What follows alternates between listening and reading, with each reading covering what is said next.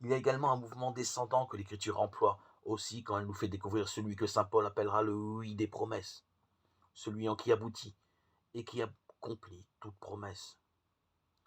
Car le Fils de Dieu, le Christ Jésus, que nous vous avons annoncé parmi vous, toutes les promesses de Dieu ont leur oui en lui. Aussi bien est-ce par lui que nous disons notre Amen à la gloire de Dieu. 2 Corinthiens 1, 19, 20. Ce n'est plus la montée de l'homme à Dieu, mais un mouvement descendant, où toute une histoire divine vient s'accomplir dans un homme.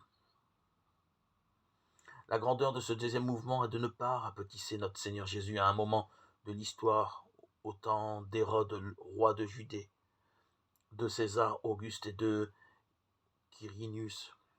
Cette approche grandiose de Jésus est celle-là même que saint Matthieu et saint Luc proposent en nous livrant les généalogies de Jésus.